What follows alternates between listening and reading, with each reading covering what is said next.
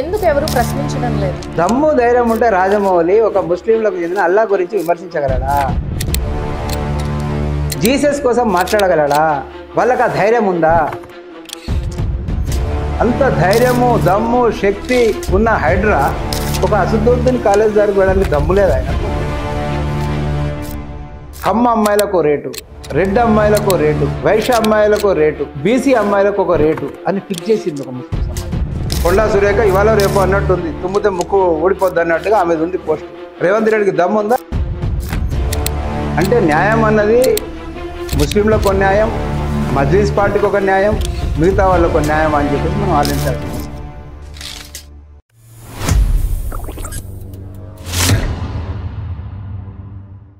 నమస్తే, welcome to Taksh media. నేను మీ హిమ. Jubilee hills ఎలక్షన్స్లో బీజేపీ ఓడిపోవడానికి కారణాలేంటి, అలాగే రాజమౌళిపై బీజేపీ నాయకులు చేసే వ్యాఖ్యల్లో నిజాలు ఎంతున్నాయి, వీటి మీద మనతో చర్చించడానికి OBC Morcha general secretary Nandaram Diwakar గారు నాతో పాటు ఉన్నారు. సార్తో మాట్లాడదాం. నమస్తే సార్. నమస్కారం సార్, ఎలా ఉన్నారు? బాగున్నానమ్మా. సార్, ఇప్పుడు జూబ్లీ హిల్స్ ఉప ఎన్నికల్లో బీజేపీ విఫలమైంది. సో కారణాలు ఏమై ఉండొచ్చు అంటారు? విఫలం అంటే మనం ఒకటి ఆలోచించుకోవాలమ్మా. కొన్ని సందర్భాలు అట్లా జరుగుతాయి. ఉదాహరణకు భారతీయ జనతా పార్టీ ఈటల రాజేందర్ గారు రిజైన్ చేసి హుజరాబాద్ ఎన్నిక పోరాడుతున్నప్పుడు అప్పుడు రేవంత్ రెడ్డి రాష్ట్ర అధ్యక్షుడు కొనసాగుతున్నాడు కాంగ్రెస్కి. ఓకే. అప్పుడు అక్కడ డిపాజిట్ రాలే వాళ్ళకు. హుజరాబాద్లో మూడో స్థానంలో ఉన్నారు వాళ్ళు. డిపాజిట్ రాలే అప్పుడు. కానీ డిపాజిట్ రాని పార్టీ అనూహ్యంగా రాష్ట్ర పగ్గాలే చేజిక్కించుకుంది. ఓకే. అంటే కొన్ని స్థానిక పరిస్థితులను బట్టి ఒకసారి మూడో స్థానాన్ని ఉండొచ్చు, ఒకసారి రెండో స్థానానికి రావచ్చు, ఒకసారి గెలవచ్చు అని మూడో స్థానంలో ఉంది కదా పార్టీ, ఓడిపోయింది ఇంకా బయటికి రాదు అని అనుకోవడానికి ఆస్కారం లేదు. అక్కడ స్థానిక సమస్యలను బట్టి, అక్కడ ఉన్న విషయాలను బట్టి, అక్కడ ఉన్న నాయకులను బట్టి అక్కడ రిజల్ట్ వస్తుంది. అంతే తప్ప అది రాష్ట్ర వ్యాప్తంగా ఆ ఒక్క ఉప ఎన్నిక రాష్ట్ర వ్యాప్తంగా పనికిరాదు. నిజంగా రాష్ట్ర వ్యాప్తంగా ఆ ఉప ఎన్నిక పనికొచ్చేదైతే కాంగ్రెస్ మూడో స్థానంలో ఆ రోజు హుజరాబాద్లో ఉంది కాబట్టి మరి రాష్ట్రంలో అధికారంలోకే రావద్దు. అందుకని చెప్పేసి జూబ్లీ హిల్స్లో మేము అప్పుడు కూడా 25,000 ఓట్లు తెచ్చుకున్నాం. ఇప్పుడు 17,000 ఓట్ల చిల్లర ఇప్పుడు మాకు వచ్చినాయి. దానిలో పోటీ చేయాలి, ఖచ్చితంగా పోటీ చేయాలి పార్టీ కాబట్టి మేము చేసినాం. అక్కడ ప్రజలు ఏంటంటే సింపతి పరంగా బీఆర్ఎస్ని చూసిర్రు. అధికారం ఖచ్చితంగా రేవంత్ రెడ్డి గారి పీఠం కాపాడుకోవాలంటే ఖచ్చితంగా సీటు గెలవాలి కాబట్టి మరి ఓటుకు 3,000 రూపాయలు వంచి, మందు బాటిల్ వంచి, ఇంటికో చీరను వంచి, మీడియా అందరూ అన్ని వీడియోలు బయటకు వచ్చినాయి, అన్ని చూసిర్రు కూడా, వీడియోలు అందరూ ప్రజలు కూడా చూసిర్రు. డబ్బుతోని గెలవడం తప్ప అది గెలుపని మేము అనుకోవట్లేదు. ఖచ్చితంగా అది ప్రతిష్ట పరంగా తీసుకొని ఆయన స్థానాన్ని పదిలం చేసుకోవాలి రేవంత్ రెడ్డి కాబట్టి, ఆయన ముఖ్యమంత్రి పీఠం పదిలంగా ఉండాలి కాబట్టి మరి 100 కోట్ల రూపాయలను అక్కడ చల్లి వారు ఎమ్మెల్యే గెలిచిరు. కానీ అది ఎమ్మెల్యే గెలిచిరు అని చెప్పేసి మేము అనుకోం. ఇంకోటి అక్కడ కాంగ్రెస్ గెలిచింది అనడం తప్పు. అక్కడ మేము గెలిచింది ఎంఐఎంగా భావిస్తున్నాం. మేము ఎంఐఎంఏ గెలిచింది అక్కడ, కానీ కాంగ్రెస్ అని మేము అనుకోం. ఎందుకంటే మెజార్టీ ఓట్లు దాదాపుగా 140,000 150,000 ఓట్లు ముస్లిం ఓట్లు ఉన్నాయి కాబట్టి ముస్లింలు 90% ఓటును వాళ్ళు వేయగలిగిర్రు. హిందువులు అందరూ డ్యూటీలకు వేయరు, వాళ్ళ పనులలో వేయరు. సాఫ్ట్వేర్కు సంబంధించి ఎక్కడైతే చదువుకున్న ఓట్లు భారతీయ జనతా పార్టీకి వస్తాయో వాళ్ళు ఎవరు కూడా ఓటేసినట్టు లేరు. భయం కూడా వాళ్ళకు ఉంది. మా అపార్ట్మెంట్ వాళ్ళందరం పోయి మేము ఓటేస్తే రేపు వేరే వ్యక్తులు గెలిస్తే మాది ఏంటి పరిస్థితి వస్తుందో, మాది ఏంటో అన్న భయం కూడా, ఈ భయానికి కూడా చాలా మంది ఓటర్లు బయటికి రాలే. ఎందుకంటే 50% పోలింగ్ కాలేదు. మనం చూసుకుంటే జూబ్లీస్లో 50% పోలింగ్ కూడా కాలేదు. కనుక ఓవైపు భయం ప్రజలకు, తర్వాత ఓవైపు డబ్బు, ఓవైపు అధికారం గెలిచింది. అందులో మజ్లిస్ గెలిచిందని మేము భావిస్తూ ఉన్నాం. అక్కడ ప్రజలు, అక్కడ జరిగిన ఎన్నిక కూడా అట్లాగే కనిపించింది. బారులు తీరి ముస్లిం ఓటర్లు వచ్చి ఓట్లు వేసారు, కానీ హిందువులు ఎక్కడ ఓటు వినియోగించుకున్న పాపాన పోలే. హిందువులందరూ ఓటు వేసుకుంటే మా బండి సంజయ్ గారు అన్నట్టు ఖచ్చితంగా భారతీయ జనతా పార్టీ గెలిచేది. హిందువులు ఓటు వినియోగించుకోలేదు, అక్కడ భయాందోళనకు గురి అని చెప్పేసి మేము భావిస్తా ఉన్నాం. సార్, లవ్ జిహాద్ మీద బీజేపీ జనతా పార్టీ వైఖరి ఏంటి? అలాగే దీన్ని అరికట్టాలి అంటే మనం ఎలా అవేర్నెస్గా ఉండాలి? అమ్మా దీనిలో వైఖరి ఏం లేదు. లవ్ జిహాద్ ఒక ముస్లిం చేస్తున్న హిందుత్వం మీద ఒక పోరాడుతున్న విధానం. భారతదేశాన్ని ముస్లిం రాజ్యంగా మార్చాలంటే లవ్ జిహాద్ అన్నది ఒక అంశంగా తీసుకొని అగ్రవర్ణాల అమ్మాయిలను లవ్లో పడేస్తే లక్షల కొద్దీ సొమ్మును చెల్లించి తర్వాత పెళ్ళిళ్ళు చేసుకొని మనం చూస్తూ ఉన్నాం. ఫ్రిడ్జ్లలో ముక్కలైపోతున్నారు, సూట్ కేసులలో ముక్కలైపోతున్నారు, అమ్మాయిలు కనపడకుండా పోతున్నారు, విదేశాలకు అమ్మేస్తున్నారు. ఇట్లాంటి సందర్భాలు ఎన్నో అవుతున్న పక్షంలో హిందూ సంస్థలన్నీ ఏకదాటిగా పోరాడుతున్నాయి ఈ అంశం మీద. సోషల్ మీడియాలో చూసినట్టయితే నా సోషల్ మీడియా పొద్దున్నేసి ఓపెన్ చేస్తే ఒక 3-4 పోస్టులు కనిపిస్తాయి. రిజిస్టర్ ఆఫీసులలో ఎక్కడెక్కడైతే రిజిస్ట్రేషన్ చేయబడ్డాయో మా బజరంగ్ దళ్ కార్యకర్తలు పాపం రిజిస్ట్రేషన్ ఆఫీసుల చుట్టూ తిరిగి ఆ ఫోటోలను తీసి ఇగో ముదిరాజ్ కుల అమ్మాయి లవ్ జిహాద్కు వెళ్ళిపోతుంది, బ్రాహ్మణ అమ్మాయి లవ్ జిహాద్లో పడిపోయింది, ఇంకా 10 రోజుల్లో పెళ్ళుంది అని పాపం సోషల్ మీడియాల్లో పోస్టులు పెట్టి ఆ ఇండ్ల అడ్రస్లు ఎత్తులాడుకుంటూ వెళ్ళి వాళ్ళ పేరెంట్స్ను ఈ విషయం తెలియజేయాలని చాలామంది తాపత్రయపడుతున్నారు. కాకుండా దురదృష్టం ఏంటంటే అమ్మ, లవ్ జిహాద్లో 90% మంది అమ్మాయిలు మనకి దొరకకుండా, వాళ్ళ తల్లిదండ్రులు దొరకకుండా వెళ్ళిపోవడానికి కారణం ఏంటంటే వాళ్ళ ఐడి కార్డులో ఏదో పాత అడ్రస్లు ఉంటాయి. ఎక్కడో రెంట్ ఉన్న కాడ ఆ ఐడి కార్డు తీసుకొని ఉంటారు, ఆధార్ కార్డు తీసుకొని ఉంటారు, మళ్ళీ ఆధార్ కార్డులో మార్పులు చేపట్టాయి. ఆ ఇంటి అడ్రస్ని పెడతారు. పెట్టినప్పుడు మనకు రిజిస్టర్ ఆఫీస్లో 10 రోజులు 15 రోజుల సమయం ఇస్తారు నోటిఫికేషన్ వేసి. ఎంత ప్రయత్నం చేసినా కూడా చాలామంది అమ్మాయిల అడ్రస్ దొరకట్లేదు. ఈ లవ్ జిహాద్ అన్నది అమ్మాయిలను బ్రాహ్మణ అమ్మాయిలకు రేటు, కమ్మ అమ్మాయిలకు రేటు, రెడ్ అమ్మాయిలకు రేటు, వైశ్య అమ్మాయిలకు రేటు, బీసీ అమ్మాయిలకు ఒక రేటు అని ఫిక్స్ చేసింది ఒక ముస్లిం సమాజం. వాళ్లకు తిరగడానికి డబ్బు, కార్లు తీసుకొని తిరగడానికి డబ్బు, మోటార్ సైకిళ్ళ మీద తిరగడానికి డబ్బు, పెట్రోల్ డబ్బు, హోటళ్ళకి వెళ్ళడానికి డబ్బు, అమ్మాయిని సినిమాలకు తీసుకెళ్ళడానికి డబ్బు కొన్ని సంస్థలు, ముస్లిం సంస్థలు కల్పిస్తూ ఉన్నాయి. అబ్బాయిలకు కల్పించి వాడి పని ఇదన్నమాట. ఈ సంవత్సరం ఈ అమ్మాయిని ప్రేమించాలి, లవ్ జిహాద్ చేయాలి, పెళ్ళి చేసుకోవాలి, అమ్మాయిని కన్వర్ట్ చేయాలి, ముస్లింలలో అమ్మాయిని చేర్పించాలి, తర్వాత అమ్మాయి అడ్జస్ట్ అయి ఉన్నదా లేదా, అమ్మాయికి ఎందుకు తినిపించాలి, బలవంతంగా అలవాటు చేయాలి, దాని తర్వాత అమ్మాయి మనతో ఉన్నదా సరాసరి, లేదంటే అమ్మాయిని ప్రాణం తీసేయాలి, ముక్కలు ముక్కలు చేసి సూట్ కేసులు వేయాలి, ఫ్రిడ్జ్లలో పెట్టాలి. అమ్మాయిల పరిస్థితి. ఇంకా కొంతమంది అమ్మాయిలు అందంగా ఉంటే దుబాయ్ సెట్లకు అమ్మాయిలు తీసుకెళ్ళి. అమ్మాయిల విషయానికి వస్తే తెలియని ప్రపంచం పాపం. తల్లిదండ్రుల కంటే ప్రేమను పక్కోడు చూపెట్టి అంటే లొంగిపోతారు అమ్మాయిలు, ప్రేమ కోసం లొంగిపోతారు. కొన్ని మిడిల్ క్లాస్ ఇళ్లలో చదివే ముఖ్యంగా తల్లిదండ్రులు కోపం చేస్తూ ఉంటారు అమ్మాయిల మీద. వాళ్ళు మంచి చదువుకోవాలి, స్థిరపడాలన్న ఉద్దేశంతో అమ్మాయిలను తిట్టడం చేయడం చేస్తూ ఉంటారు తల్లిదండ్రులు. వీడు అబ్దుల్ గాడు వస్తాడు, హిందూ పేరు చెప్తాడు, నా పేరు గణేష్ అంటాడు, వాని ఒరిజినల్ పేరు అబ్దుల్ ఉంటుంది. వాడు వచ్చేసి అమ్మాయిని పరిచయం చేసుకుంటాడు, తీపి మాటలు చెప్తాడు, హోటళ్ళలో తీసుకెళ్తాడు, సినిమాలకు తీసుకెళ్తాడు, ఎక్కడికో తీసుకెళ్తాడు. ఆ అమ్మాయి పెళ్ళై మోసపోయే వరకు కూడా ఆ అమ్మాయికి వీడు ముస్లిం అని ఆ అమ్మాయికి తెలియదు. అబ్దుల్గా పరిచయం కాడు, వాడు గణేష్గానే పరిచయం అవుతాడు. ఆ అమ్మాయి అమ్మాయి పెళ్ళి చేసుకున్న తర్వాత ఆ రోజు అమ్మాయిని కన్వర్ట్ చేస్తారు, బురకా చేస్తారు, ఆ ఇంట్లోకి తీసుకెళ్తారు. ఆ అమ్మాయిగా నానా చిత్రహింసలు. ఆ అమ్మాయికి అసలు ఆలోచన విధానం, నేను ప్రేమించి పెళ్లి చేసుకుంటున్నా, నా జీవితం చాలా అందంగా ఉండాలి అని ఎన్ని కలలైతే అంటదో ఆ కళలన్నీ కూడా ఒకటేసారి కొలాప్స్ అయిపోతాయి. ఆ ఇంటికి వెళ్ళిన తర్వాత ఇంకా పేరెంట్స్కు చెప్పుకోలేక, నేను ఇట్లా ముస్లిం అబ్బాయిని పెళ్లి చేసుకున్నా అని, నేను ఎలాంటి ఇంటికి వచ్చినా అని చెప్పుకోలేక ఎన్నో బాధలు పడ్డాడు. లక్షల మంది అమ్మాయిలు ఉన్నారు. లక్షల మంది అమ్మాయిలు బజరంగ దళను, విశ్వ హిందూ పరిషత్తును, హిందూ సంస్థలను వాళ్ళకు ఫోన్లు చేసి మమ్మల్ని రక్షించడానికి చెప్పేవాళ్ళు ఉన్నారు. సంస్థలు కూడా, హిందూ సంస్థలు కూడా వేలాది మంది అమ్మాయిలను రక్షించినవి కూడా ఆ ఉచ్చు నుండి, ఆ జిహాద్ నుండి. నేను మీ టీవీ సందర్భంగానే ఒక మంచి క్వశ్చన్ వేసారు. మరి తెలంగాణలో, ఆంధ్రలో నివసిస్తున్న తెలుగు అమ్మాయిలు అందరికీ చెప్తున్నా, మీరు ఆ ప్రపంచం వైపే చూడకండి. అదొక పెద్ద మోసపూరితమైన కుట్ర, మీ మీద జరుగుతున్న కుట్ర.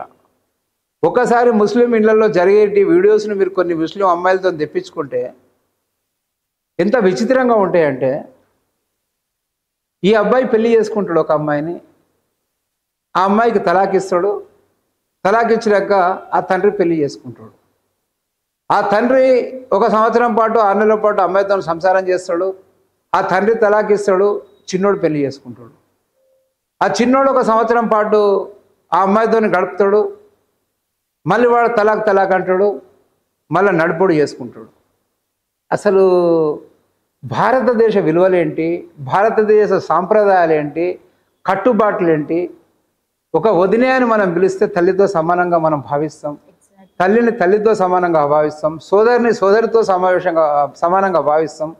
మన పక్కన వాళ్ళు, పక్కింటి వాళ్ళు అన్నయ్య అని అంటే చెల్లెని అన్న భావన మనకు కలుగుతుంది తప్ప తప్పుడు ఆలోచన కూడా రాదు ఒక అన్నయ్యని పిలిస్తే హిందూ సమాజంలో. అట్లాంటి సమాజంలో మనం ఉన్నవాళ్ళం ఈ లవ్ జిహాదులో ఉచ్చులో పడిపోయి అట్లాంటి జీవనాన్ని మరి మనం ఆలోచన కూడా చేయొద్దని చెప్పేసి నేను హిందూ అమ్మాయిలందరినీ కూడా కోరుతా ఉన్నాను. తల్లి తండ్రి బరువు బాధ్యతలు వాళ్ళు ఎన్నో కష్టాలు పడి మిమ్మల్ని గొప్పగా చదివించి మిమ్మల్ని గొప్ప జీవితంలో వెళ్ళాలి, మీరు మంచి జీవితాన్ని అనుభవించాలి అన్న ఆలోచనలతోని వాళ్ళు ఒక పూట కడుపును చంపుకొని కూడా మిమ్మల్ని మరి పెద్దవాళ్ళని చేసి పెద్ద పెద్ద చదువులు చదివిస్తున్నారు. మీరు ఈ లవ్ జిహాద్ ఉచ్చులో మాత్రం దయచేసి అమ్మాయిలు పడిపోవద్దు. వాళ్ళ జీవితాలను ఇందాక నేను చెప్పినా కూడా తల్లి తండ్రి వాళ్ళకు వరసలు లేవు, వాళ్ళకు వరసలు లేని కుటుంబాలు అవి. ఎన్నో వీడియోలు వచ్చినాయి, ముస్లిం అమ్మాయిలే చెప్పారు, మన అమ్మాయిలు కూడా లవ్ జిహాద్ ఉచ్చులో పడ్డ అమ్మాయిలు కూడా వీడియోస్ రిలీజ్ చేశారు. కనుక ఈ లవ్ జిహాద్ విషయంలో కూడా నేను మీడియా ఛానల్ అందరినీ మీ ఛానల్ ద్వారా కూడా నేను కోరుతా ఉన్నా. భారతదేశానికి ఇది ఒక పెద్ద సమస్య. ఇది కూడా అంతర్యుద్ధం నడుస్తూ ఉన్నది లవ్ జిహాద్ పేరుతోని. ఎందుకంటే వాళ్ళు ఆలోచించే విధానం ఏంటంటే స్త్రీ మాతృమూర్తి, హిందూ సమాజాన్ని ఈ స్త్రీయే జనరేట్ చేస్తూ ఉన్నది, కంటా ఉన్నది. కనుక ఈ అమ్మాయి లేదు హిందూ సమాజంలో, ఈ అమ్మాయి లేకుండా చేస్తే హిందువులు పుట్టరు, హిందూ వంశం పెరగదు అన్న ఒక ఆలోచన విధానంతో అంటే కంప్లీట్గా హిందూ అమ్మాయిలను మొత్తం మంది తీసుకెళ్ళాలి, ముస్లిం సమాజాన్ని నిర్మించాలి, భారతదేశాన్ని ముస్లిం రాజ్యాంగం మార్చాలన్న కుట్రలో భాగంగా ఇది జరుగుతూ ఉన్నది. కనుక మరి బాధ్యత కలిగ ఛానల్ మీడియాలన్నీ కూడా బాధ్యత కలిగ మీడియాలు బాధ్యతతో ఈ గొప్ప పనిని చేయాలి, అమ్మాయిలను రక్షించే పనిని మనం చేయాలి. ఈరోజు వేలాది మంది అమ్మాయిలను అమ్మేస్తున్నారండి, సౌదీకి అమ్మేస్తున్నారు, వేలాది మందిని అమ్మేస్తున్నారు, లక్షలాది మందిని అమ్మేస్తున్నారు. 10 ఏళ్ళు 11 12 ఏళ్ళ అమ్మాయిలను ఓల్డ్ సీట్లో వాడు 60-70 ఏళ్ళు ఉంటాడు, వాడు వచ్చి పెళ్లి చేసుకొని పోతున్నాడు చిన్న చిన్న అమ్మాయిలను. ఎంత ఘోరాది ఘోరం ఉంటుంది అంటే ఓల్డ్ సిటీలో పోయి, నేను అనేది అది, ఈ ప్రభుత్వం ఏ ప్రభుత్వం వచ్చినా ఓల్డ్ సిటీలో అడుగుపెట్టే దమ్మున్న ప్రభుత్వాలు లేవు. ఇప్పుడు తెలంగాణ రాష్ట్రం మొత్తం రేవంత్ రెడ్డి ట్యాక్సులు వసూలు చేస్తున్నాడు కదా, కరెంటు బిల్లులు, నీళ్ళ ట్యాక్సులు, ఇంకా ట్యాక్సులు, ఆ ట్యాక్సులు, ఈ ట్యాక్సులు అన్నీ వసూలు చేస్తారు. ఎందుకంటే ప్రభుత్వం నడవాలి, రెవెన్యూ కావాలి కదా. ఓల్డ్ సిటీలో తెలంగాణ ప్రభుత్వం కానీ కాంగ్రెస్ ప్రభుత్వం కానీ ₹1 వసూలు చేసిన దమ్ము ఈ ప్రభుత్వాలకు ఉందా? ఓల్డ్ సిటీలో ప్రవేశించే దమ్ము ఈ ప్రభుత్వాలకు ఉందా? ₹1 కట్టరండి అక్కడ. ఎవరు వాటర్ బిల్ కట్టరు, కరెంటు బిల్ కట్టరు, గవర్నమెంట్ అంతా ఎంజాయ్ చేస్తారు, వాళ్ళే ఎంజాయ్ చేస్తారు, ప్రభుత్వ ఆసుపత్రులు వాళ్ళే ఎంజాయ్ చేస్తారు. ఎందుకు ఎవరు ప్రశ్నించడం లేదు? ప్రశ్నించడం కాదు, ప్రభుత్వాలకు దమ్ము లేదు. ఎందుకంటే ముస్లిం సపోర్ట్ కావాలి అందరికీ, అన్ని పార్టీలకు కూడా మజ్లిస్ సపోర్ట్ కావాలి. ఇప్పుడు రేవంత్ రెడ్డి పీఠం నిలబడాలంటే జూబ్లీస్ ఎన్నికల్లో గెలవాలంటే ఎవరు సపోర్ట్ కావాలి? ముస్లిం సపోర్ట్ కావాలి. దానికి మజ్లిస్ సపోర్ట్ అవసరం. మజ్లిస్ సపోర్ట్ ఉంది కాబట్టి ఈరోజు ఎమ్మెల్యే గెలిచిండు, ఈరోజు రేవంత్ రెడ్డి అని పీఠాన్ని కాపాడుకున్నాడు. ఆ 20% మాకు కావాలి, 80% ఏమైనా పర్లేదు. ఇదే ఆలోచన కొద్ది ప్రభుత్వాలు నడుస్తూ ఉన్నాయి. కనుక ఈ టీవీ ఛానల్ ద్వారా నేను మీతో పాటుగా మిగతా బాధ్యత గల దేశభక్తి గల టీవీ ఛానల్స్ అన్నీ కూడా ఈ లవ్ జిహాద్ అంశాన్ని పెద్ద ఎత్తున తీసుకురావాలి. ఈ లవ్ జిహాద్ ద్వారా ఎవరైతే అమ్మాయిలు అన్యాయంగా వాళ్ళ జీవితాలు కోల్పోతూ ఉన్నారో వాళ్ళని రక్షించే బాధ్యత కూడా కొన్ని ఛానళ్ళు తీసుకోవాలని చెప్పేసి నేను చెప్తా ఉన్నా. ఈ అంశాన్ని మీరు చాలా ప్రచారం చేయాలి, యువతను ఈ చర్చల్లో పాల్గొనే విధంగా చూడాలి. డిగ్రీ కాలేజీలలో, ఇంటర్ కాలేజీలలో చర్చా వేదిక ద్వారా మీ టీవీ ఛానళ్ళు చర్చను పెట్టాలి, లవ్ జిహాద్ అంశం పైన చర్చలు కూడా పెట్టాలి. అప్పుడు అమ్మాయిలు కొంత ఆలోచించే విధానం, ఆలోచించే శక్తి వాళ్ళకి కలుగుతుంది. కనుక దీన్ని మీరు ప్రచారం బాగా చేయాలని చెప్పేసి ఈ సందర్భంగా మిమ్మల్ని కూడా రిక్వెస్ట్ చేస్తున్నా, మీ యజమాన్యాన్ని కూడా రిక్వెస్ట్ చేస్తున్నా, ఈ అంశాన్ని పెద్ద ఎత్తున ప్రజల్లోకి తీసుకెళ్లాలి, ప్రచారం చేయాలని చెప్పేసి తప్పకుండా నేను కోరుతా ఉన్నా. సార్. ఇంకొకటి ఏంటంటే ఇప్పుడు రేవంత్ రెడ్డి గారి గవర్నమెంట్ కానీ సో ఎలా అంటే లైక్ మనకి ఫ్రీ బస్ కానీ కొన్ని పథకాలు ప్రవేశపెట్టడం జరిగింది. సో మీ ఒపీనియన్లో ఎలా ఉంది ఆయన పరిపాలన ఇప్పుడున్న గవర్నమెంట్? ఇప్పుడు మీరే అన్నారు కదమ్మా, వారు ఏదైతే పథకాలు ప్రవేశపెట్టారో ఒక ఫ్రీ బస్సే జనాల్లో వచ్చింది, ఒక ఫ్రీ బస్ తప్ప ఏ పథకం అమల్లో లేదు. ప్రజలకు అందరికీ తెలుసు. ఆయన చెప్పిన 5 పథకాలు ఏదైతున్నాడో అందులో ఫ్రీ బస్ ఒకటే పనిచేస్తా ఉంది, మహిళలకు హైలైట్ అయింది, మహిళలకు పనిచేస్తా ఉంది. ఫ్రీ బస్ పెట్టిన తర్వాత వేరే దగ్గర మనకి వసూలు చేస్తున్నారు కదా, జిఎస్టీ అని అదని ఇదని వేసి మనకి ప్రైవేట్ ట్రావెల్స్ లోను. అవునమ్మా, పథకం కనిపిస్తున్న పథకం అన్నది ఒకటి ఫ్రీ బస్సు పేరు మీద, కానీ పురుషులు ఎక్కుతున్న బస్సులకు డబుల్ ఛార్జీలు చేశారు. అవును, ఎగ్జాక్ట్లీ. ఇప్పుడు పురుషులందరూ ఏందనుకుంటే వాళ్ళకు మహిళలకు ఫ్రీ ఉంది అనుకుంటాను. 10 రూపాయల టికెట్ 20 చేసిరు, 20 40 చేసిరు, 100 200 చేసిర్రు. ఆ ఫ్రీని ఇక్కడ వాళ్ళు మళ్ళీ వాళ్ళ భర్తల దగ్గరే కొట్టేస్తున్నారు. వాళ్ళు ఎక్కడో కాదు, భార్యలకు ఫ్రీ ఇచ్చి భర్తల దగ్గరే కొట్టేస్తున్నారు. ఆ ఒక్క పథకం తప్ప రేవంత్ రెడ్డి గారు చేసింది శూన్యం. అధికారం కోసము ఈ ఒక్క ఎమ్మెల్యేని గెలుచుకున్నాడు డబ్బులు వంచి తప్ప ఆయన పథకాలతోనే కాదు. మీరు గ్రామాలలో పోతే మనం ఇప్పుడు చూస్తాం, గ్రామాలలో పోతే కనిపిస్తూ ఉన్నది. ఏదైతే హైడ్రా తీసుకొచ్చిండో హైదరాబాద్ నగరంలో, ఈ హైడ్రాతోని రియల్ ఎస్టేట్ వ్యాపారం మొత్తం కూడా పడిపోయింది. ఒక రియల్ ఎస్టేట్ వ్యాపారం కొనసాగితే ఎంతో మందికి ఈ ఎంతో మంది నిరుద్యోగులకు ఉపాధి కూడా దొరుకుతుంది. అందరు కూడా ఆర్థికంగా బలపడే అవకాశం ఉంటుంది. ఎంతో మంది కోట్ల మంది రియల్ ఎస్టేట్ వ్యాపారంతో నడుస్తూ ఉన్నది కనుక ఆ రియల్ ఎస్టేట్ వ్యాపారం మొత్తం కూడా పడుకుంది 2 సంవత్సరాల నుంచి. ఒకప్పుడు లక్షల్లో కోట్లల్లో అమ్మే భూములు ఈరోజు వేలల్లోకి వచ్చినాయి. సిటీ సరౌండ్ మనం చూసుకుంటే కొన్ని లక్షల ఫ్లాట్లు ఖాళీగా ఉన్నాయి, అపార్ట్మెంట్లు కట్టి ఖాళీగా ఉండిపోయినాయి. కొన్ని 100 కోట్లు రియాల్టర్లు వెచ్చించి ఈరోజు బోర్న ఏడ్చుకుంటూ కూర్చున్నారు. రేవంత్ రెడ్డి పాలన ఎప్పుడు పోతుందా, మేము ఎప్పుడు బాగుపడతామా అని చెప్పేసి చాలామంది అదవుతున్నారు.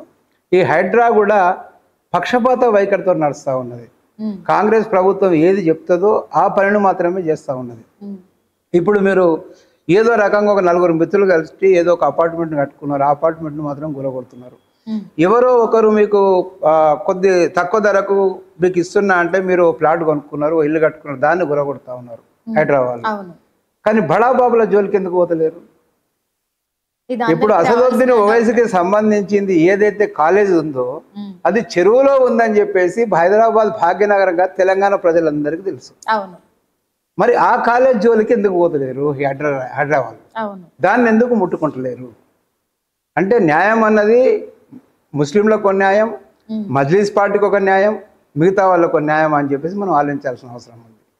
నిజంగా కూడా రేవంత్ రెడ్డి హైదరాబాద్ తీసుకొచ్చిండు, ఆ హైదరాబాద్ వల్ల ప్రజలకు న్యాయం కావాలని అనుకుంటే మొట్టమొదటిసారి వాళ్ళు చేయాల్సిన మొదటి పని ఏంటంటే అసదుద్దీన్కి సంబంధించిన ఆ కాలేజీని ముందు కూలగొట్టాలి. కూలగొట్టి వేరే ప్రజల దగ్గర రావాలి. మరి ఇక్కడ ఉన్నాయి అన్నీ కూడా కూలగొడుతున్నారు. కుత్బుల్లాపూర్లో 60 40 గజాలలో ఏదో పేదలు వాళ్ళకు ఇల్లు లేక ఇల్లు కట్టుకున్నారు ప్రభుత్వ భూములల్లో. కొన్ని వేల ఇళ్లను హైడ్రా కూలగొట్టింది. అంత ధైర్యము దమ్ము శక్తి ఉన్న హైడ్రా ఒక అసదుద్దీన్ కాలేజ్ దగ్గరికి వెళ్ళడానికి దమ్ము లేదా ఆయనకు? అసదుద్దీన్ కాలేజ్ ముట్టుకునే దమ్ము ప్రభుత్వానికి లేదా, లేదంటే హైడ్రాకి లేదా? దీన్ని ప్రజలందరూ ఆలోచించాలి. ఈ హైడ్రా విషయంలో ప్రజలందరూ కూడా ఆలోచించాలి. ఏంటంటే ముందు దమ్ము ఉంటే ఫస్ట్ ఆ కాలేజీని గురగొట్టిన తర్వాతనే మిగతా అన్ని ఇళ్ల జోలికి కానీ, అపార్ట్మెంట్ల జోలికి కానీ, బిల్లుల జోలికి కానీ వాళ్ళు రావాలి. చెరువుల పేరు మీద, చెరువులను మేము మంచిగా రక్షిస్తామన్న పేరు మీద ఏదైతే హైడ్రాని తీసుకొచ్చిండో మరి అది నట్టన మధ్య చెరువులో ఉంది. అది చెరువు దాదాపుగా 40% చెరువును మట్టితో పూడ్చి ఆ కాలేజీ నిర్మించారు. మరి దాన్ని ఎందుకు ముట్టుకుంటలేరు అన్నదే ఒక సమస్య. అందుకనే హైడ్రా వాళ్ళకు మీ టీవీ సందర్భంగా టీవీ ముఖంగానే హైడ్రా వాళ్ళకు చెప్తున్నా, న్యాయం అన్నది మజ్లిస్కో న్యాయం ఉండొద్దు, తర్వాత మిగతా వాళ్ళకు న్యాయం ఉండొద్దు. మీరు ఏదైతే న్యాయం చేస్తున్నారో హైడ్రా నిజంగా నిష్పక్షపాతంగా హైడ్రా మేము పనిచేస్తూ ఉన్నామంటే ముందుగా ఆ కాలేజీని ఉరగొట్టే ప్రజల వద్దకు రావాలని చెప్పేసి నేను డిమాండ్ చేస్తూ ఉన్నా. భారతీయ జనతా పార్టీ తరఫున హైడ్రా పనితీరు మాత్రం కాంగ్రెస్కు కాదు, తెలంగాణ ప్రజలందరికీ కూడా చాలా నష్టం కలిగిస్తూ ఉన్నది. విలేజ్లలో చాలా కూడా వ్యతిరేకత ఉన్నది ఈ కాంగ్రెస్ ప్రభుత్వం మీద. వీళ్ళు అనుకుంటారు ఒక జూబ్లీ సీట్ గెలిచినాం మేము, ఇంకా మాకు తిరుగులేదు అనుకుంటారు. కానీ రేపు స్థానిక సంస్థల ఎన్నికలు ఉన్నాయి, సర్పంచ్ ఎన్నికలు ఉన్నాయి, ఎంపీటీసీ ఎన్నికలు ఉన్నాయి, జెడ్పీటీసీ ఎన్నికలు ఉన్నాయి, హైదరాబాద్ గ్రేటర్ ఎన్నికలు ఉన్నాయి. వీటిల్లో ప్రజలు ఖచ్చితంగా చూపెడతారు. వచ్చే ఎలక్షన్స్లో ఎలాంటి ప్రణాళిక తీసుకోబోతున్నారు? ప్రణాళిక ఏముందమ్మా, భారతీయ జనతా పార్టీ అధికారంలోకి వచ్చే దిశగానే పనిచేస్తుంది. మీకు ఇంతకుముందే చెప్పిన ఏదో హుజురాబాద్లో డిపాజిట్ కోల్పోయిన రేవంత్ రెడ్డి ముఖ్యమంత్రి ఎట్లయిండో అట్లనే ఇప్పుడు మేము ఈ జూబ్లీస్లో ఓడిపోయిన 3వ స్థానానికి వచ్చినాం కదా, ఖచ్చితంగా రేపు ప్రభుత్వాన్ని మేము ఏర్పాటు చేస్తాం. రాబో రోజుల్లో మాకు ఖచ్చితమైన నమ్మకం ఉంది. సార్, ఇంకొకటి, బీజేపీ పార్టీ బీసీ మూవ్మెంట్ని 9th షెడ్యూల్లో ఎందుకు పెట్టడం లేదు? దేనికి పెట్టాలా మన 9th షెడ్యూల్లో? నేను మిమ్మల్ని అడుగుతున్నా. మేము చెప్పినామా 42% రిజర్వేషన్ ఇస్తా అని మోడీ గారు చెప్పిర్రా, కిషన్ రెడ్డి గారు చెప్పినరా? నువ్వు ఎవరిని అడిగి కామారెడ్డి డిక్లరేషన్ చేసినావు? కామారెడ్డిలో చెప్పినావు నేను 42% రిజర్వేషన్ నేను ఇస్తా ఉన్నా, నేను అధికారంలోకి రాగానే 42% రిజర్వేషన్ ఇస్తా అని చెప్పేసి వారు చెప్పారు. రిజర్వేషన్ అన్నది వారు ఇవ్వాలి. ఏ రకంగా చెప్పినావు? ఆ రోజే చెప్పినావా మోడీ గారు నేను నచ్చి చెప్తా, మోడీ గారు ఇస్తేనే నేను మీకు ఇస్తా, కిషన్ రెడ్డి గారితో మాట్లాడతా, బండి సంజయ్ గారితో మాట్లాడతా, వాళ్ళందరినీ ఒప్పించి నేను ఇస్తాను ఆ రోజు చెప్పలే కదా? నీ అంతటా నువ్వు 42% రిజర్వేషన్ ఇస్తా అన్నావు. ఇప్పుడు 9th షెడ్యూల్, ప్రధానమంత్రి, కిషన్ రెడ్డి, బండి సంజయ్, బీజేపీ ఇప్పుడెందుకు గుర్తొస్తున్నాయి నీకు? భారతీయ జనతా పార్టీకి స్పష్టంగా తెలుసు బీసీల పట్ల. మొట్టమొదటిసారిగా తెలంగాణలో భారతీయ జనతా పార్టీ ప్రకటించింది మేము బీసీ ముఖ్యమంత్రిని చేస్తామని చెప్పేసి. మొట్టమొదటిసారిగా భారతదేశంలో ఇప్పటిదాకా బీసీలు ప్రధానమంత్రి హోదాలకు పోలే కాంగ్రెస్ హయాంలో. మొట్టమొదటిసారిగా ఒక ఛాయవాళ్ళని తీసుకొచ్చి భారత ప్రధాని ఒక బీసీని చేసింది, భారత ప్రజలకు గౌరవాన్ని ఇచ్చిందంటే భారతీయ జనతా పార్టీ. ఇప్పటిదాకా ఎవరు చేయలేదు. బడుగు బలహీన వర్గాలకు సంబంధించి భారతీయ జనతా పార్టీ ఆలోచన విధానమే వేరుగుంటుంది. ఒక ముస్లింను రాష్ట్రపతి చేసిర్రు, ఒక దళితులను రాష్ట్రపతి చేసిర్రు, ఒక గిరిజన మహిళను రాష్ట్రపతి చేసిర్రు, ఒక బీసీని ప్రధానమంత్రి చేసిర్రు, ఓ బీసీ కమిషన్కు రాజ్యాంగ హోదా కల్పించారు. అట్లాంటి గొప్ప గొప్ప పనులు చేసుకుంటూ 27% బీసీలను కేంద్ర ప్రభుత్వంలో మంత్రులుగా పెట్టినరు. వాళ్ళు అవకాశం కల్పించారు మంత్రులుగా 27%. రేవంత్ రెడ్డికి దమ్ముందా? బీసీ రిజర్వేషన్ అంటున్నావు, 42% కోసం మాట్లాడుతున్నావు కదా. నీ దానిలో బీసీ మంత్రులు ఎంతమంది ఉన్నారు? బీసీ మహిళా మంత్రులు ఎంతమంది ఉన్నారు? ఉన్నొక్క మహిళా మంత్రిని తీసేయడానికి ప్లాన్ చేస్తున్నాడు. కొండా సురేఖ ఇవాళ రేపు అన్నట్టుంది, తుమ్మితే ముక్కు ఊడిపోద్ది అన్నట్టుగా ఆమెది ఉంది పోస్టు. అంతకన్నా నువ్వు బీసీలకు ఎంతమందికి ఇచ్చినావు? ఇదే 42% నువ్వు నీ మంత్రివర్గంలో ముందుగా మంత్రివర్గంలో బీసీలకు అవకాశం కల్పించి అప్పుడు ప్రజలకు చెప్పు నేను ఇస్తాను 42% అని. అబద్ధాలు ఆడి అబద్ధాలతోని మొన్నటి ఎలక్షన్లో బీహార్ వెళ్ళి బీహార్లో 42% మేము తెలంగాణలో అమలు చేసినాం, రేపు బీహార్లో కూడా అమలు చేస్తామని చెప్పేసి అక్కడ ఉపన్యాసాలు ఇచ్చొచ్చాడు మన రేవంత్ రెడ్డి గారు. మరి ఏమైంది? నీ 42% ఏమైంది? బీహార్ ప్రజలు బుద్ధి చూపెట్టారు కదా, రేపు రాబో రోజుల్లో ఇక్కడ కూడా సేమ్ అదే రకంగా బుద్ధి చూపెడు, వాళ్ళకు బుద్ధి చెప్తారు వీళ్ళకు కూడా. ఎప్పుడైతే నువ్వు 42% నువ్వు రిజర్వేషన్ ఇస్తా అన్నావో, నీ దగ్గర నీ పార్టీలో విద్యావంతులు లేరా, మేధావులు లేరా, ఎవరితో ఆలోచన చేసి ఇచ్చినావు? 42% రిజర్వేషన్ ఇవ్వాలంటే ఏ రకంగా ఇవ్వాలి మనం అని చెప్పేసి భారతీయ జనతా పార్టీ స్పష్టంగా చెప్తా ఉంది. ఇప్పుడు కూడా 42% మేము ఇవ్వడానికి సిద్ధంగా ఉన్నాం. మోడీ గారిని ఒప్పించడానికి మా కిషన్ రెడ్డి గారు సిద్ధంగా ఉన్నారు, బండి సంజయ్కి సిద్ధంగా ఉన్నారు, అందరం సిద్ధంగా ఉన్నాం మేమందరం. కానీ 10% ముస్లింలు లేని 42% బీసీ రిజర్వేషన్ని భారతీయ జనతా పార్టీ ఆమోదిస్తుంది. 10% ముస్లింలు లేని 42% బీసీ రిజర్వేషన్. ఈ పెద్ద మనిషి ఏం చేసిండంటే 42% బీసీ రిజర్వేషన్ అని చెప్తున్నాడు, అందులో 10% ముస్లింలను పెడుతున్నాడు. ఒకప్పుడు రాజశేఖర రెడ్డి గారు 4% రిజర్వేషన్ ఇస్తేనే గ్రేటర్ హైదరాబాద్లో 30 స్థానాలు కొట్టుకపోయారు ముస్లింలు. బీసీలకు అంత అన్యాయం జరిగింది. నువ్వు 10% ఈరోజు ముస్లింలకు రిజర్వేషన్ కల్పిస్తే అసలు తెలంగాణ ఏమైపోద్ది, ఎక్కడ పోతుంది? అసలు బీసీలు రేపు సర్పంచులు అవుతారా? బీసీలు రేపు జెడ్పీటీసీలు అవుతారా? బీసీలు రేపు ఎంపీటీసీలు అవుతారా? వాళ్ళు నాయకులు కాగలరా? ప్రతి దగ్గర ముస్లింలకే నువ్వు అధికారం ఇవ్వదలుచుకున్నావు, ప్రతి దగ్గర ముస్లింలు పెట్టదలుచుకున్నావు. ఆ 10% రిజర్వేషన్ల మండలానికి సగం వాళ్ళ దారాదత్తం చేసి రేపు ఇక్కడ రజాకర్ పాలన తేవాలన్న ఒక ఆలోచన ఉన్నవా? వాళ్ళ ఆలోచన ఏ విధంగా ఉంది? ఆ విధానాన్నే భారతీయ జనతా పార్టీ తప్పుపడుతుంది. 42% రిజర్వేషన్ రేవంత్ రెడ్డి గారు చెప్పాలి ప్రజల్లోకి వచ్చి. భారతీయ జనతా పార్టీ ఏదైతే అడుగుతా ఉందో క్వశ్చన్, ముస్లిం సమాజం లేని 42 బీసీలకు ఇచ్చే రిజర్వేషన్ ఏదన్నా నేను చేస్తానని ఆయన చెప్తే అప్పుడు దానికి మొత్తం బాధ్యత మేము వహిస్తాం, మా మోడీ గారిని ఒప్పిస్తాం. కానీ అందులో 10% రిజర్వేషన్ భారతీయ జనతా పార్టీ ఒప్పుకోదు. ఈ అంశాన్ని మేము గ్రామ లెవెల్లో కూడా తీసుకుపోతాం. నేను మిమ్మల్ని కూడా రిక్వెస్ట్ చేస్తా ఉన్నా, మీడియా రూపకంగా కూడా తెలియజేయాలి ప్రజలకు.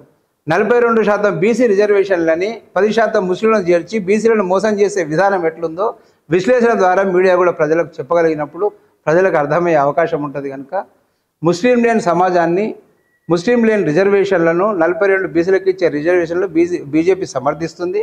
అసెంబ్లీలో కూడా మా పార్టీ మద్దతు ఇచ్చింది.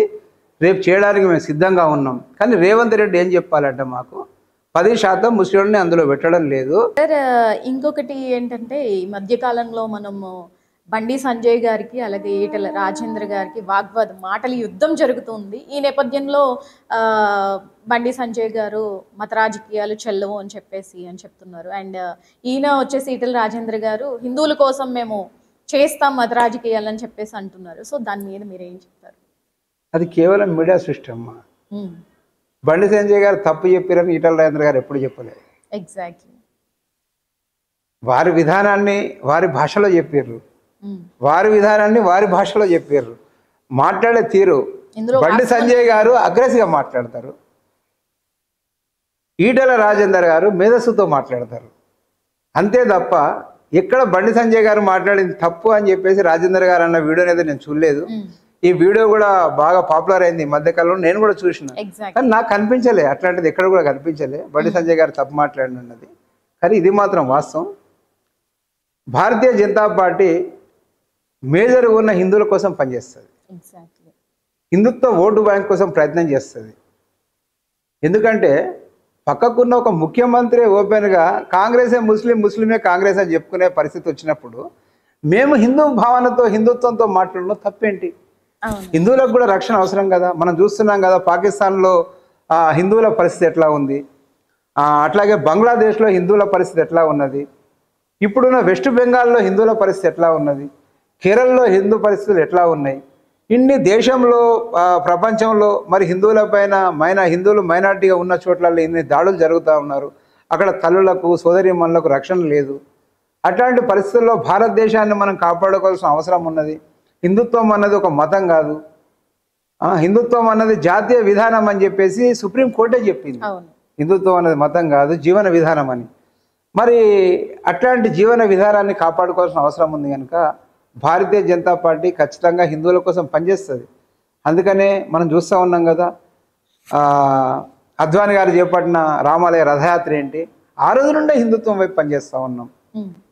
ఏదైతే మా హిందువుల గుళ్ళు గులగొట్టినరో వాటిని తిరిగి తీసుకోవాలన్న ఆలోచన అద్వానీ గారు అధ్యక్షుడు ఉన్నప్పటి నుండే ప్రారంభమైంది. ఇప్పుడు బండి సంజయ్ ఉన్నప్పుడు కాదు, అద్వానీ గారు ఉన్నప్పటినే పనిచేస్తూ ఉంది. కనుక ఖచ్చితంగా హిందుత్వం కోసం భారతీయ జనతా పార్టీ పనిచేస్తుంది అని పక్క వాళ్ళని పక్కన పెట్టదు. సబ్కా సాత్ సబ్కా వికాస్, ఏది ఉన్నా కూడా అందరూ జీవించవచ్చు భారతదేశంలో. కానీ దేశం మీద ప్రేమతోని, దేశం మీద గౌరవంతోని, ఇది నా దేశం అన్న ప్రేమతోని అందరిని ఉండమని చెప్తుంది భారతీయ జనతా పార్టీ. కానీ పాకిస్తాన్తో ఆడే మ్యాచ్లో ఇండియా ఓడిపోతే ఓల్డ్స్లో పటాకాలు వేల్చడం, పండగ చేసుకోవడం, అట్లాంటి వాటిని భారతీయ జనతా పార్టీ విమర్శిస్తుంది. దేశభక్తితో అందరూ బతకాలన్న భావన భారతీయ జనతా పార్టీ నేర్పుతుంది. సరే, ఇంకొకటి రీసెంట్గా మనం చూస్తే రాజమౌళి గారు కొన్ని చేసిన వ్యాఖ్యలు ఏవైతే ఉన్నాయో, అంటే హిందుత్వం గురించి కానీ, భగవంతుడి గురించి కానీ, ఆంజనేయ స్వామి గురించి కానీ కొన్ని వ్యాఖ్యలు చేశారు. సో దానికి రాజాసింగ్ గారు కావచ్చు, మాధవీలత గారు కావచ్చు, కొంతమంది బీజేపీ నాయకులు లైక్ విమర్శలు చేశారు, చీకోటి ప్రవీణ్ గారు కావచ్చు. సో దాని మీద మీ అభిప్రాయం ఏంటి? చెప్పినా కదమ్మా, నేను హిందుత్వం కోసమే భారతీయ జనతా పార్టీ పనిచేస్తుంది దాదాపు. కానీ సో దాన్ని ఇప్పుడు వాళ్ళకు ఒక ప్యాషన్ అయిపోయింది. కొందరికి దేశంలో ఏంటంటే ఒక ప్యాషన్ అయిపోయింది. ఎట్లా అంటే హిందూ దేవతలను విమర్శించడం. నీకు దమ్ము ధైర్యం ఉంటే రాజమౌళి ఒక ముస్లింలకు చెందిన అల్లా గురించి విమర్శించగలడా? జీసస్ కోసం మాట్లాడగలడా? వాళ్ళకి ఆ ధైర్యం ఉందా? కానీ ఏంటంటే హిందువులు పనికిరానోళ్ళు, హిందువులు ఏమి చేయలేరు అన్న ఒక భావన వాళ్ళ లోపల ఉండి అట్లాంటి మాటలు మాట్లాడతారు. హిందువులు ఐక్యత వచ్చిన రోజు కొట్టుకుపోతారు వాళ్ళందరూ. ఒకసారి వస్తుంది, ఒకరోజు కాకుండా ఒకరోజు ఐక్యత వస్తుంది. బాబరీ మస్జిద్ చూసారు కదా, December 6 నాడు 1992లో అవి అట్లాంటివి వస్తాయి. హిందువులకు ఓపిక ఎక్కువ, చూసి చూసి ఉప్పెన్లాగా ఒకేసారి పొంగొచ్చారు అనుకో, వాళ్ళకి చాలా కష్టంగా ఉంటుంది. రాజమౌళి గారికి నేను డిమాండ్ చేస్తా ఉన్నా, ఆ వర్డ్స్ను రిటర్న్ తీసుకోవాలి. ఇంకెప్పుడు కూడా అట్లాంటి వర్డ్స్ ప్రయోగించవద్దు. హిందుత్వంతో ఆడుకోవద్దు. హిందూ దేవతలను ఎవరు కూడా అట్లా మాట్లాడొద్దు చులకనగా. విశ్వాసాలను దెబ్బతీయవద్దు. ఎవరి విశ్వాసం వాళ్ళది. నీకు విశ్వాసం లేకుంటే కాముగా ఉండు, విమర్శించాల్సిన అవసరం ఏముంటి? నీకు విశ్వాసం ఆంజనేయుడు అంటే నీకు విశ్వాసం లేదు, లేనప్పుడు నువ్వు కాముగా ఉండు. కానీ ఒకరు విశ్వసించే దాని మీద మనం కామెంట్ చేయడం తప్పు. అట్లాంటి తప్పుడు కామెంట్లు చేయొద్దు. భారతీయ జనతా పార్టీ నాయకులు అన్నారు. ఇప్పుడు మీ టీవీ సుముఖంగా నేను కూడా చెప్తా ఉన్నా, రాజమౌళి గారు ఆ వర్డ్స్ను వాపసు తీసుకోవాలి ఖచ్చితంగా. అలాంటి మాటలు ఎప్పుడు కూడా హిందుత్వ దేవుళ్ళ విషయం అయితేంది, హిందుత్వం విషయం మీద కూడా అట్లాంటి కామెంట్లు చేయకూడదని చెప్పేసి నేను చెప్తా ఉన్నాను. సార్, మనకి పవన్ కళ్యాణ్ గారు ఫేమస్ పర్సనాలిటీ. మనకి నార్మల్గానే ఆయనకి చాలా ఫేమ్ ఉంది. సో జనసేన పార్టీ పెట్టి ఆ తర్వాత కూటమి ఏర్పడి బీజేపీ ప్రభుత్వానికి కూడా చాలా లైక్ ఇద్దరికిద్దరు సపోర్ట్ చేసుకున్నారు. సో సౌత్లో కూడా బీజేపీ పరంగా రిప్రజెంట్ చేసేది ఏమన్నా ఛాన్సెస్ ఉన్నాయా పవన్ కళ్యాణ్ గారు? పవన్ కళ్యాణ్ జనసేన నాయకుడు అమ్మ. మీరు ఒక్కటి గమనించాలి, భారతీయ జనతా పార్టీ నాయకుడు కాదు. ఓకే. అని ధర్మరక్షకుడు. భారతీయ జనతా పార్టీకి ఏదైతే ఆలోచన విధానం ఉందో హిందుత్వ, ఆ విధానాన్ని అనుసరించి కూడా మరి జనసేన పార్టీ నడుస్తూ ఉంది. అవును.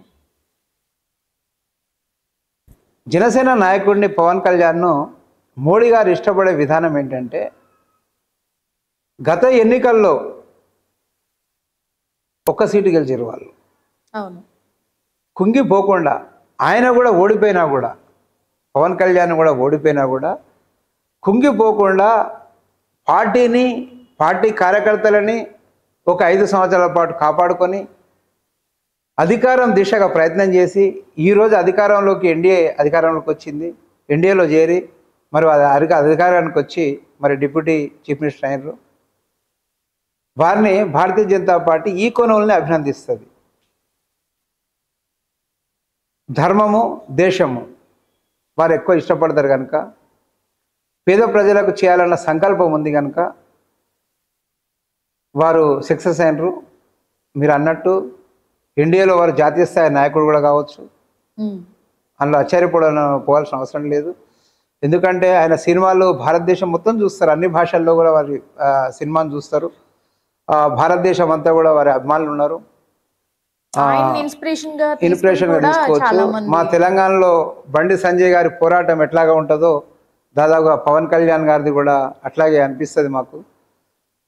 పవన్ కళ్యాణ్ గారు జాతీయ స్థాయిలో పోయి ఇంకా వారి సేవలు తీసుకునే అవకాశాలు ఉంటాయి. ఖచ్చితంగా జాతీయ స్థాయి నాయకుడు అయ్యే అవకాశాలు వారికి విరివిగా ఉన్నాయి. జాతీయ స్థాయి నాయకుడు కావాలని చెప్పేసి మేము కూడా ఆశిస్తాం. వారిని జాతీయ స్థాయిలో కూడా వారి సేవలు అవసరమని మేము కూడా భావిస్తాం. పవన్ కళ్యాణ్ ఫ్యాన్స్కి ఇది good news. Main thing, BJP party అంటే 80% ఓన్లీ హిందువులకే సపోర్ట్ చేస్తారా? అదేం కాదమ్మా. మొన్నటి జూబ్లీ హిల్స్ ఎన్నికల్లో మజ్లిస్, కాంగ్రెస్ కలిసి పోటీ చేసినాయి కాబట్టి 20% ఉన్న ముస్లింలు బండసు గుర్తుగా వాళ్ళకు ఓట్లు పడుతున్నాయి. వారందరూ గెలవాలన్న ఆకాంక్షతో పనిచేస్తున్నారు. మరి 80% ఉన్న మన హిందువులం ఓటేయాలి కదా. కాంగ్రెస్ చెప్తా ఉన్నది కాంగ్రెస్ అంటేనే ముస్లిం, ముస్లిం అంటేనే కాంగ్రెస్ అని చెప్తా ఉంది కదా అని బండి సంజయ్ గారు ఆ విషయాన్ని ప్రజలకు తెలియాలన్న ఉద్దేశంతో చెప్పారు. నేను ఇందాకే చెప్పిన, మోడీ గారు కరోనా నుంచి రేషన్ ఫ్రీగా ఇస్తున్నాడు. అందులో వీళ్ళు క్రిస్టియన్స్, వీళ్ళు ముస్లిమ్స్, వీళ్ళు హిందువులకే ఇవ్వాలి, ముస్లింలకు ఇవ్వద్దు అన్నది ఎక్కడ లేదు. భారతదేశ ప్రజలందరికీ కూడా, రేషన్ కార్డు ఉన్న వాళ్ళందరికీ కూడా ఫ్రీగా కరోనా నుంచి ఈ టైం వరకు కూడా రేషన్ అందిస్తున్నారు. ఇప్పుడు డబుల్ బెడ్రూమ్లు అయితేంది, ప్రధానమంత్రి ఆవాస్ యోజన కింద వచ్చే ఇండ్లు అయితే ఏమిటి, వారు ఇచ్చే పథకాలు అన్నింటిలో కూడా లబ్ధి ఎక్కువ వాళ్ళే పొందుతారు. ఎగ్జాక్ట్లీ. ప్రభుత్వ పథకాల్లో లబ్ధి పొందేది ముస్లింలు ఎక్కువ పొందుతారు. కనుక 80% 20% అన్నది ఏం లేదు. 80% ఉన్న హిందువులను మేల్కోవాలన్న ఉద్దేశంతో వాళ్ళు ఏదైతే 20% ఉన్న వాళ్ళు ఐకమత్యంగా వచ్చి ఓట్లు వేస్తున్నారు. అక్కడ మజ్లిస్ గెలిచే పరిస్థితులు ఉన్నది. మరి మజ్లిస్ అంటే కాంగ్రెస్, కాంగ్రెస్ అంటే మజ్లిస్, మేము కూడా అట్లాగే అంటాం. వారు గెలిచే పరిస్థితిలో ఉన్నారు. మరి 80% ఉన్న మనం డ్యూటీలు అంటున్నాం, సాఫ్ట్వేర్ అంటున్నాం, ఆఫీసులు అంటున్నాం, మన పనులను చూసుకుంటున్నాం. ఓటింగ్కు మనం రావట్లేదు కనుక హిందూ సమాజం నష్టపోతుందన్న ఉద్దేశంతో సంజయ్ గారు అట్లా మాట్లాడడం జరిగింది. భారతదేశంలో ఉన్న భారతదేశాన్ని ప్రేమించే ప్రతి పౌరుని కూడా భారతీయ జనతా పార్టీ ప్రేమిస్తుంది. అట్లాంటి విద్వేషాలు కూడా ఎక్కడ లేవు మాకు. ముస్లిం సమాజం గౌరవంగా బతకాలన్న ఆలోచన భారతీయ జనతా పార్టీకి ఉండి భారత ప్రధాని మరి మోదీ గారు త్రిపుల్ తలాక్ అంశాన్ని తీసుకొచ్చారు. మహిళలను అణిచివేస్తారు. అక్కడ ఒక్కొక్క వ్యక్తి 4 పెళ్ళిళ్ళు చేసుకుంటాడు. ఒక పెళ్లి చేసుకున్న ప్రతిసారి భార్యను త్రిపుల్ తలాక్ పేరుతో వదిలేస్తుంటారు. తలాక్ చెప్పిన తర్వాత ఆ అమ్మాయి రోడ్డు పాలవుతుంది, ఇబ్బందుల పాలవుతుంది. అట్లాంటి పరిస్థితులు భారతదేశంలో ఉండకూడదు. ఆ అమ్మాయిలకు హిందూ అమ్మాయిలు ఏ రకంగా జీవిస్తున్నారు, క్రిస్టియన్ అమ్మాయిలు ఏ రకంగా జీవిస్తున్నారు, ముస్లింల అమ్మాయిలు కూడా అదే కోణంలో జీవించాలి. మరి వాళ్ళకొకటి మనకొకటి ఉండొద్దని త్రిపుల్ తలాక్ను రద్దు చేసిన ఘనత భారత ప్రధాని. అందరూ మహిళలు కూడా ఒకే రకంగా జీవించాలని చెప్పేసి అక్కడ ముస్లిం సమాజం అని చూడలేదు. ముస్లిం సమాజంలో జీవిస్తున్న మహిళలకు కూడా స్వేచ్ఛ స్వాతంత్రం కల్పించిన వ్యక్తి మన మోదీ గారు. వాళ్ళ జీవన విధానాన్ని మార్పును కోరుకుంటాం. మేము పాకిస్తాన్ని ప్రేమించడం తప్పు, భారతదేశాన్ని ప్రేమించమని చెప్తాం. Thank you so much sir, చాలా మంచి విషయాలు మాతో షేర్ చేసుకున్నారు. అండ్ ఇప్పుడు ఉన్న జనరేషన్ కావచ్చు, అంటే నెక్స్ట్ ఎలక్షన్స్కి రెడీ అవుతున్న యువత కావచ్చు, సో వాళ్ళకి మీరు అంటే పాలిటిక్స్లోకి రావాలనుకునే వాళ్ళకి కావచ్చు, మీరు ఇచ్చే సందేశం ఏంటి మా మీడియా ద్వారా? దేశభక్తి అన్నది యువతలో చాలా వస్తున్నది. ఇప్పటికే దేశభక్తిని మనం అణువున జీర్ణించుకోవాలి, దేశాన్ని ప్రేమించాలి. మన దేశాన్ని రక్షించుకునే విధంగా మన ఆలోచన విధానం ఉండాలి. ప్రపంచ దేశాల్లో ఉన్న భారతదేశం గొప్పగా ఎదగాలనే ఆకాంక్ష ఉండాలి. నేను అమెరికాలో నివసిస్తాను, నేను జపాన్ వెళ్తాను, నేను జర్మనీ వెళ్తా, విదేశాల్లో స్థిరపడతా అన్న ఆలోచనను తగ్గించుకోవాలి. భారతదేశంలో నివసిస్తూ అబ్దుల్ కలాం ఆజాద్ గారిని ఆదర్శంగా తీసుకొని ఈ దేశాన్ని ప్రేమించి ఈ దేశం కోసం రాజకీయాలకు వచ్చి ఈ దేశ అభివృద్ధిలో యువత పాల్పంచుకోవాలని చెప్పేసి నేను మనసారా కోరుతా ఉన్నా. యువతలో దాదాపుగా చాలా మార్పు వచ్చింది.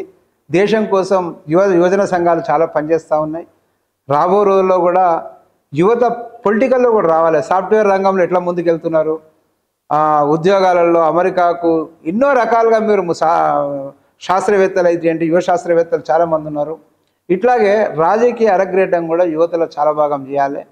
యువత రాజకీయాలకు వచ్చినప్పుడే దేశంలో మార్పులు సంభవం, దేశంలో అభివృద్ధి కూడా అభివృద్ధితో ముందుకు కొనసాగుతుంది. కాబట్టి మోదీ గారిని ఆదర్శంగా తీసుకొని, అబ్దుల్ కలాం గారిని ఆదర్శంగా తీసుకొని దేశభక్తితో యువత రాజకీయాల్లోకి రావాలని చెప్పేసి మీ టీవీ ద్వారా నేను కోరుతాను. Thank you so much sir, మంచి విషయాలు మాతో షేర్ చేసుకున్నందుకు. మరిన్ని విషయాలు ఇంకా ముందు మాతో మా ఛానల్తో కూడా మీరు చెప్పాలి, ఇలాంటి మంచి విషయాలు. Thank you so much.